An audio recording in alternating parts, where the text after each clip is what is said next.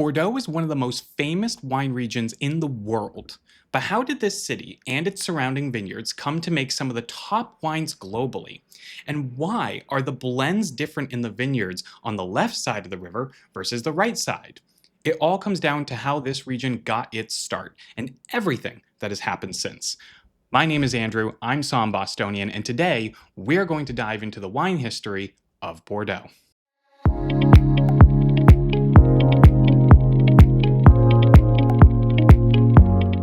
The region of Bordeaux is located a hair inland from the Atlantic Ocean in the west of France, with the city of Bordeaux sitting on the left bank of the Gironde River.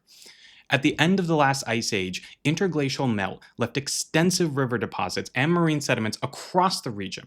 This resulted in the left bank of the river and Entre-deux-Mers, an area that sits between the Garonne and Dordogne rivers, being left with warm soils like gravel and sand, while the right bank had cooler soils of clay and limestone. This is important when it comes to the wines of Bordeaux, and we will revisit this a little later in the video. Fast forward to, you guessed it, the Roman Empire.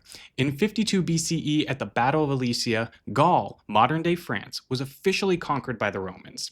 And as they moved further west, the Romans discovered the town of Bertigala, or modern-day Bordeaux.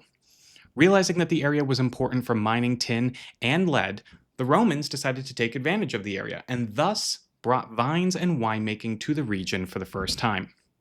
Jumping to 1152, the region surrounding Bordeaux is now known as Aquitaine, France. Eleanor of Aquitaine, Duchess of Aquitaine, marries Henry Plantagenet, the future King Henry II of England. With this marriage came English control of France, from the English Channel in the north all the way to the Pyrenees Mountains in the south. For Bordeaux, this begins what has been called the First Golden Age. It is during this time that the English develop a taste for the wines of Bordeaux, and what is to eventually become the Bordeaux wine trade begins.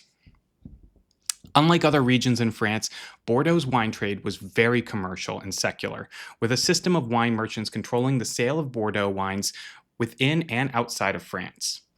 The English continued to hold on to the region of Bordeaux until 1453, when the French won the Battle of Castillon during the Hundred Years' War, permanently returning Bordeaux to France.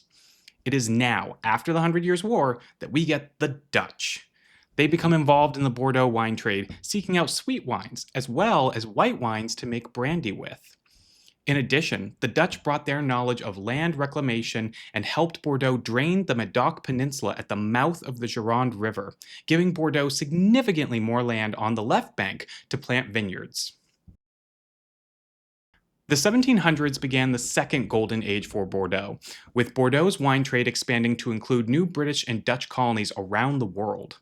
With this trade expansion came the first instance, but not the last, of wealthy wine merchants building luxurious chateaux in the vineyards, with Chateau Aubrion being one of the earliest examples of this. By the end of the 1700s came the French Revolution, which surprisingly left Bordeaux largely untouched. Even so, local mobs ended up focusing their anger on the foreign wine merchants, causing many to avoid France altogether. Because of this, Bordeaux fell into decline in the years after the Revolution, and it wasn't until 1852, when Napoleon III re-established trade with the UK, that Bordeaux would start to turn around.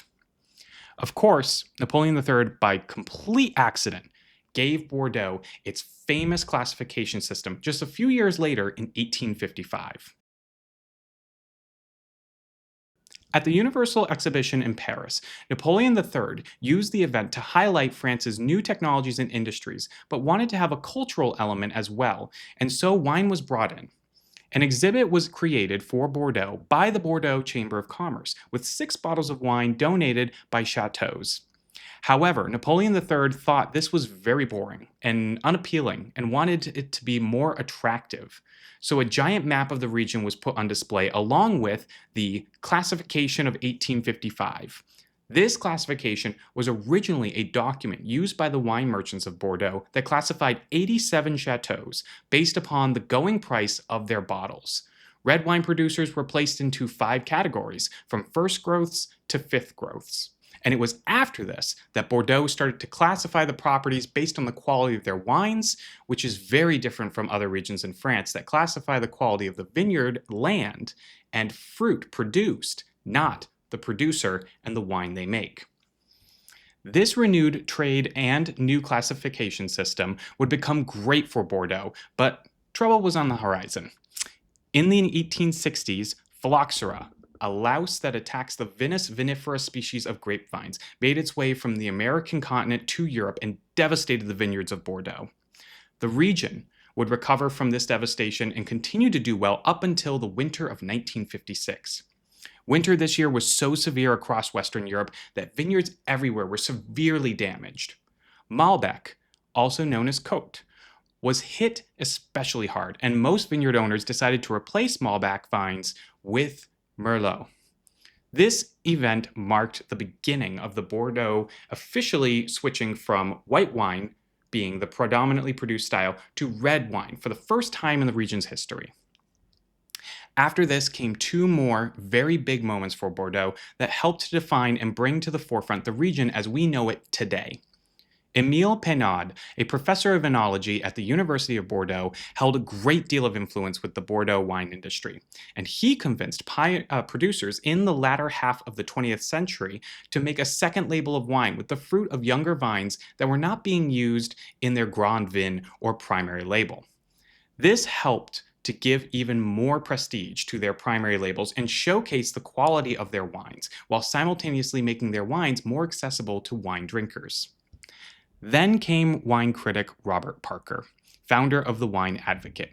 Robert Parker gave extremely high praises to the wines of Bordeaux's 1982 vintage and high scores to some of the best properties, causing the whole world to take notice and sales of Bordeaux wines to skyrocket. That brings us to today. After holding a great deal of prestige in the latter half of the 20th century and into the 21st century, Bordeaux has not been the highlight of the wine world in recent years, mostly due to the skyrocketing prices that happened after Robert Parker came on the scene and there being no price corrections. Luckily, prices are starting to be adjusted with the most sought-after wines, making it a great time to start exploring this historic wine region that has no shortage of wine to try. And when I say no shortage of wine, I really mean that. Bordeaux is huge when it comes to wine production, with an impressive 553 million bottles of wine produced in 2019. For context, California produced 700 million bottles of wine in 2019, and Bordeaux is just one of 8 major wine-producing regions in France. And remember earlier when I said we would revisit those soil deposits from glacial melts? With the left bank of the river having more warming soils like sand and gravel, Cabernet Sauvignon has become the dominant grape on the left bank as it ripens later in the year and therefore benefits from the heat of the sun being reflected back into the canopy of the vines from these warmer soils. Whereas on the right bank, Merlot is dominant as the soils are comprised of clay and limestone, which retain moisture and don't speed up the ripening process. Great for Merlot, which is an early ripening grape. This means for Cabernet Sauvignon dominant blends, you'll want to seek out wines from the appellations of Médoc, Saint-Estèphe, Pauillac, Saint-Julien, Margaux, Pessac-Léon, and Graves. For Merlot dominant blends, you'll want to look to the right bank appellations like Pomerol and Saint-Emilion.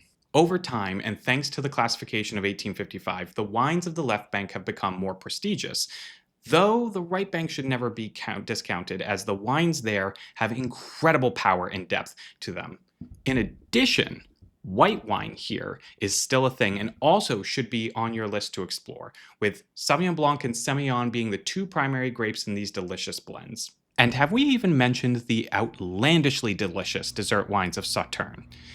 There is so much to explore here that you'll find there is truly a wine for every wine drinker within the boundaries of Bordeaux.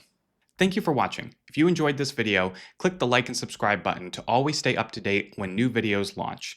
And don't forget to check sommjourneys.com for my upcoming trips if you want to join me going and seeing vineyards in France and seeing what it's like to be a wine professional and experience wine the way that we do. And last, don't forget, we can also find my Somm Journeys wine journal on Amazon.com and at the link in bio.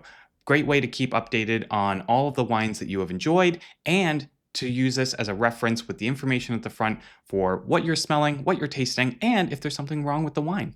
So, till next time, cheers.